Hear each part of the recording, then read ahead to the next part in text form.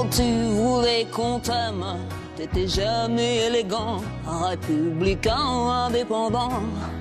Oh, je t'avais dit, Valérie, vas-y, n'aie pas peur car tu es le nouveau Kennedy.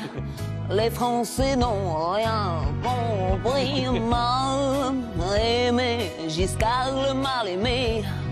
Oh, de toi il ne reste qu'une mèche décoiffée, un accent un peu bizarre, une allure compassée, et cet air de désespoir quand t'as dit au revoir. Bonsoir madame, bonsoir mademoiselle, bonsoir messieurs. Me voici désormais au royaume des cieux. Pour les moins de 20 ans et les non-auvergnats, je dirais que ma vie a ressemblé à ça. Papa, ayant trouvé notre nom ridicule, c'est là notre destin par une particule. Ô rage, ô désespoir, ô noblesse ennemie, que ce blaze à rallonge dans l'embarras me mit.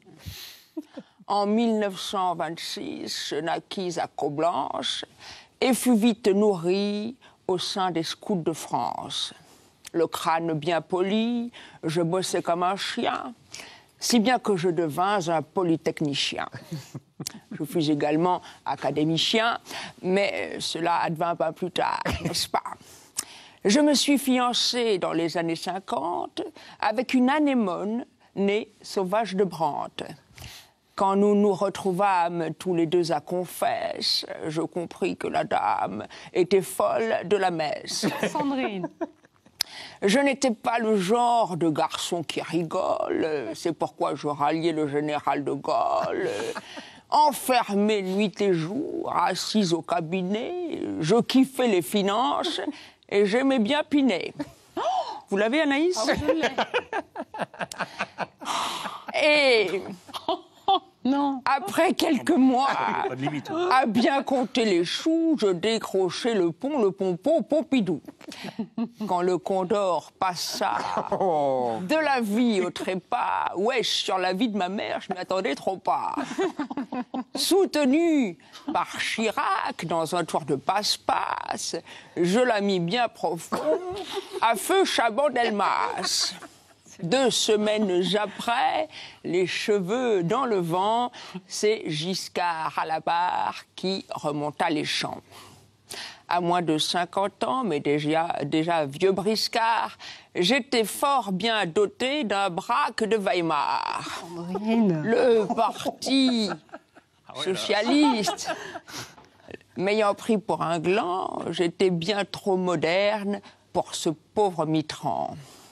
Au début du mandat, j'avoue, j'ai déchiré.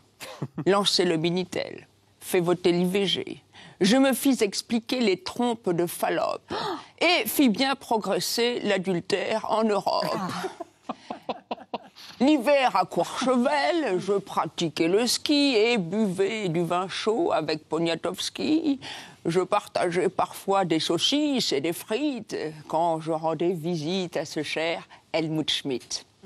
Abonnés à l'Express, j'accueillis parmi nous le beau JJSS et Françoise Giroud. L'année 76, vira au cauchemar. Déjà, il y en avait marre, il y en avait mal à barre. Jusqu'en 81, j'ai dîné chez des gens, j'ai chassé l'éléphant, j'ai planqué les diamants. Sinon, je jouais au foot pour me calmer les nerfs et de l'accordéon avec Yvette Horner.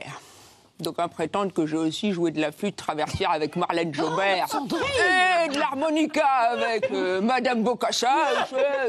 C'est un beau roman, c'est une belle histoire, mais c'est de la fiction. Des ondites comme cette bluette avec Lady Di. Bon, sérieusement. Bon, ouais. Allez, je voulais regarder la France au fond des yeux. Je crois que les Français étaient un peu bigleux. Mon Dieu, quelle injustice! Allez savoir pourquoi je ne connus jamais un second septennat. Un cœur pareil au vôtre battait à sa cadence. Là, en ce 2 décembre, il me fit défaillance. Et je montrai la voie que retiendra l'histoire. Il est grand temps, ma foi, de vous dire Au revoir. Brillant, très brillant. Bravo.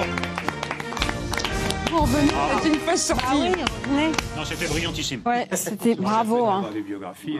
Non, elle est faite. Est-ce que vous retournez au théâtre prochainement? On ne tient plus là. Je l'attends, je l'espère, normalement le 17, la semaine prochaine. Et je l'espère vraiment. Parce que j'en ai très envie et je crois que tout le monde en a très envie. Bah, Eric en a très envie. Moi j'attends, et ça change, hein, c'est au Théâtre des Nouveautés. C'est au Théâtre des Nouveautés, c'est la nouveauté, c'est au Théâtre des Nouveautés. C'est sur les boulevards, sur les grands boulevards. J'aime flâner sur les grands boulevards.